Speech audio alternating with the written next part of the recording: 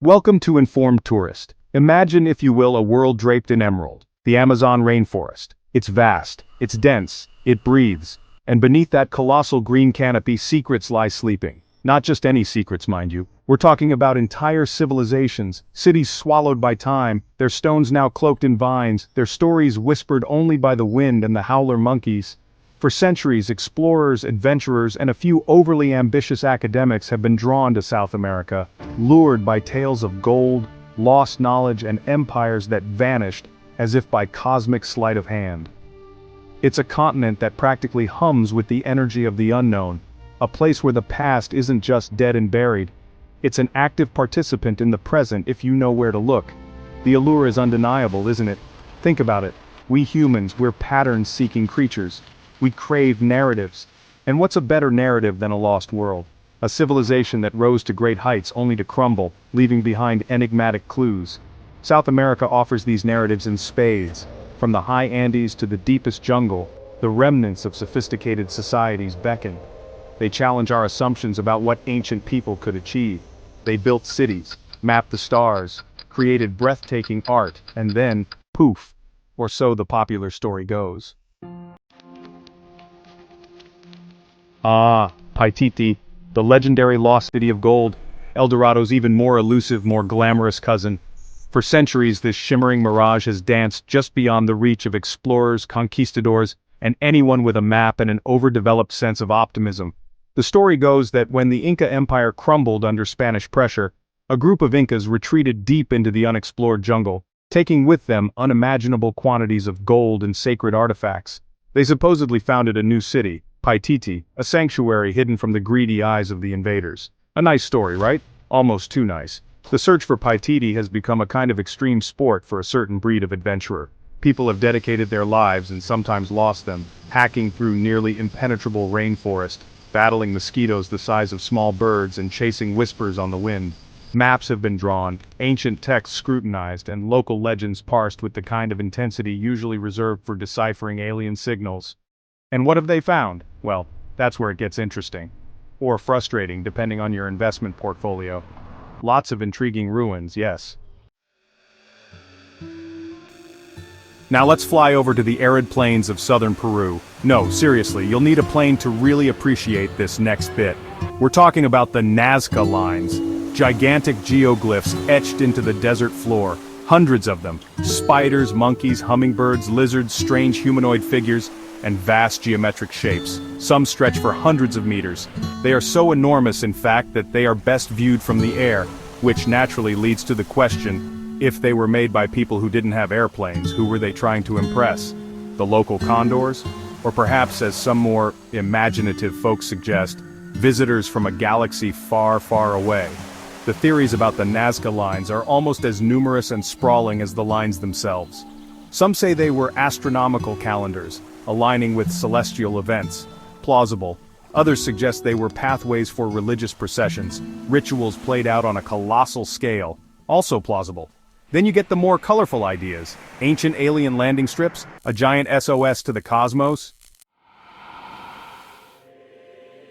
Let's shift our gaze north, to the coastal deserts of Peru, home to the Moche civilization. These folks flourished from about 100 to 700 CE, and let me tell you, they weren't messing around. They didn't build a single unified empire like the Inca later would.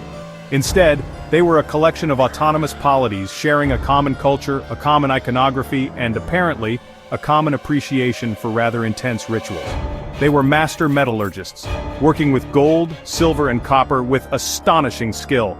Their tombs have yielded some of the most spectacular golden artifacts ever discovered in the Americas. Think intricate headdresses, ear spools, and breastplates that would make a pharaoh jealous. But it's their pottery that really tells the story, or rather, shouts it from the museum shelf. The Moche produced an incredible array of ceramic vessels, many of them stirrup spout bottles, decorated with incredibly detailed three-dimensional scenes, and I mean detailed. We see warriors in full regalia, complete with maces and shields. We see weavers at their looms, fishermen casting nets, and musicians playing instruments. We also see, shall we say, the less PG-rated aspects of life. Section 5, Chavin de Huantar. where the Andes spoke to the cosmos. Let's journey high into the Peruvian Andes, to a place called Chavin de Huántar. This wasn't a sprawling city in the conventional sense, nor the capital of a vast military empire. Chavin, which flourished from around 900 BCE to 200 BCE, was something different. It was a major ceremonial and pilgrimage center, a place where people from distant regions came to connect with the divine, or at least with those who claimed to have a direct line. Think of it as the ancient Andean equivalent of Delphi, or perhaps Burning Man, but with more stone carvings of fanged deities and fewer glow sticks, though who knows about the glow sticks really. The main attraction at Chavin de Huántar is its impressive temple complex. We're talking massive stone platforms, sunken plazas, and a network of underground galleries. These weren't just basements for storing old pottery. These were an integral part of the Chavin ritual experience. Imagine navigating these dark, narrow passages, perhaps under the influence of psychoactive plants. Section 6, Tiahuanaco megaliths, mysteries, and maybe potatoes. Now let's head south to the shores of Lake Titicaca, the highest navigable lake in the world. Here, at an altitude of nearly 4,000 meters, that's over 12,000 feet, folks, bring your oxygen, lies the enigmatic site of Tiahuanaco. This was the center of a major civilization that flourished from around 300 CE to 1000 CE, predating the Incas by a significant margin. And when I say major, I mean it. Tiahuanaco's influence spread across parts of modern-day Bolivia, Peru, Chile, and Argentina. They were a big deal, and they liked big stones, really big stones. The monumental architecture at Tiahuanaco is, frankly, mind-boggling. We're talking about precisely cut and fitted stone blocks, some weighing over 100 tons. How did they quarry them? How did they transport them, sometimes over considerable distances, in a landscape with no wheeled vehicles and no draft animals capable of pulling such loads? And how did they fit them together with such astonishing precision that in some cases, you can't slip a credit card between them? These are the questions that keep archaeologists employed, and alternative theorists busy concocting stories involving levitation, lost technologies, or, yes, our old friends, the extraterrestrials. Section 7, Engineering Enigmas More Than Just Mud Huts. When we think of ancient civilizations, sometimes there's a tendency to picture people living in, shall we say, rather rustic conditions, mud huts and simple tools. Well, let me assure you, many of these South American cultures were engineering powerhouses.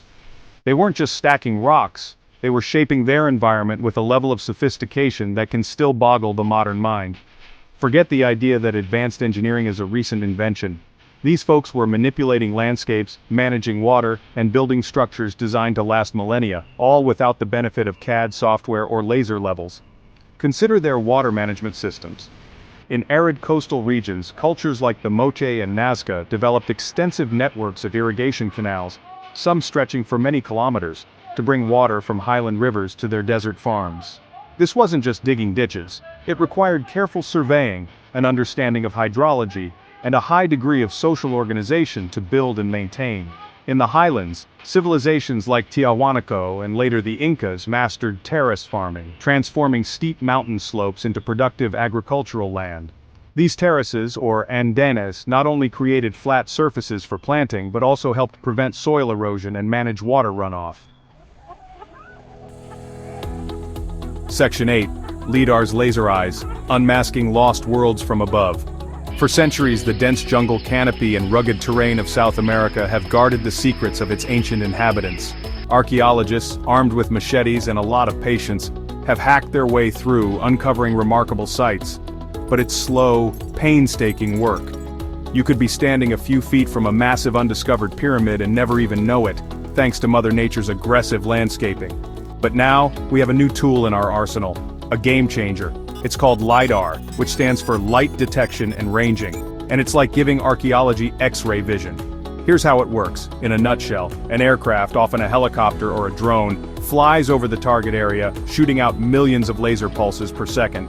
These pulses bounce off the first thing they hit, the leaves of trees, the ground, ancient stonework. By measuring the time it takes for these pulses to return, and by using sophisticated GPS, lidar can create incredibly detailed three-dimensional maps of the terrain beneath the vegetation. It digitally removes the trees, revealing the subtle and sometimes not so subtle contours of human-made structures hidden below. It's like peeling back the skin of the earth to see the bones of lost cities. Section 9, Climate Cataclysms, Ancient Warnings Etched in Dust. We tend to think of climate change as a uniquely modern affliction, a problem born of industrial smokestacks and exhaust fumes. But guess what? Our planet's climate has always been a fickle beast, and ancient civilizations in South America, for all their ingenuity and resilience, were often at the mercy of its dramatic mood swings. Prolonged droughts, catastrophic floods triggered by El Niño events, shifts in temperature, these weren't just inconveniences, they were existential threats that could bring even the most sophisticated societies to their knees. Their stories are etched not just in stone, but in layers of sediment, ice cores, and tree rings. Consider the Moche, those masters of gold and grim ritual. Evidence suggests that their decline around 700 to 800 CE coincided with a period of intense climate instability.